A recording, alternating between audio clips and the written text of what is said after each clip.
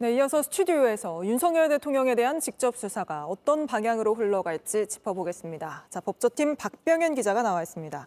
자, 박 기자, 검찰이 윤석열 대통령에 대한 소환 통보를 2차례나 해놨기 때문에 윤 대통령 직접 조사를 목전에 두고 있다, 이런 관측이 많았습니다. 근데 바로 이첩을 해버렸네요. 예, 저희 취재를 종합하면 이 공수처의 이첩 요구에 대해서 이 대검은 특수본부장과 여러 차례 협의를 했습니다.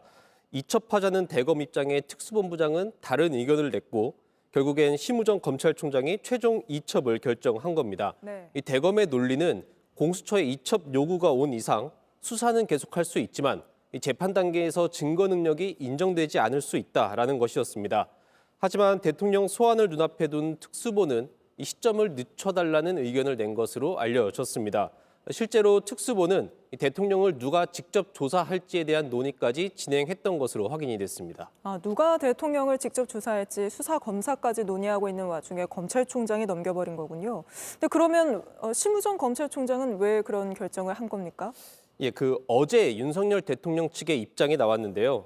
대통령의 서울대법대 동기면서 40년 직위인 석동현 변호사는 이 수사기관 조정이 필요하지 않냐며 변호인들 사이에서도 수사기관이 서로 경쟁하는 부분에 대해선 조정이 필요하다는 의견을 주고받았다고 설명을 했습니다. 네. 검찰이 윤 대통령이 이것을 이유로 수사기관을 쇼핑하듯 선택하며 지연작전을 펼 것을 우려한 걸로 보입니다. 또 공수처법에는 공수처장이 이첩을 요구하면 검찰이 이에 응해야 한다는 조항이 있습니다. 이를 거부하면 향후 재판에서 이 수사의 증거 능력을 놓고 다툼이 벌어질 수 있다는 점도 검찰총장의 고려 대상이었던 것으로 파악이 됩니다. 근데 공수처는 정작 대통령에 대한 기소 권한이 없지 않습니까? 검찰만 할 수 있는 거 아닌가요?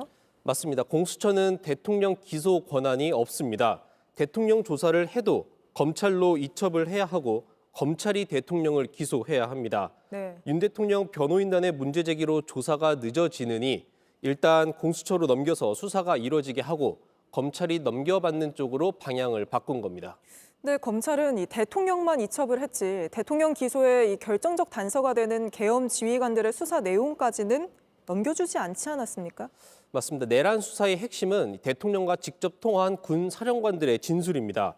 검찰이 수사한 자료를 공수처로 넘겨야 한다는 강제 조항은 없기 때문에 공수처가 이 자료 없이 대통령 조사를 깊이 있게 할 수 있냐는 의문이 듭니다. 네. 경찰 수사 자료를 넘겨받는다고 해도 경찰청장과 서울청장 그리고 국군 정보사 관련한 진술이 대부분이어서 대통령 조사엔 한계가 있을 것으로 보입니다. 그래서 빠른 특검을 통해 특검의 모든 기관 자료를 넘겨받아서 제대로 수사를 해야 한다는 목소리가 나올 수도 있습니다. 네, 아무래도 특검이 도입이 돼야 공정하고 신속한 수사가 가능하다고 생각하는 사람들이 많은 것 같습니다. 박병현 기자와는 여기까지 짚어보겠습니다. JTBC 뉴스를 시청해 주셔서 고맙습니다. 저희는 저녁 6시 50분 뉴스룸에서 뵙겠습니다.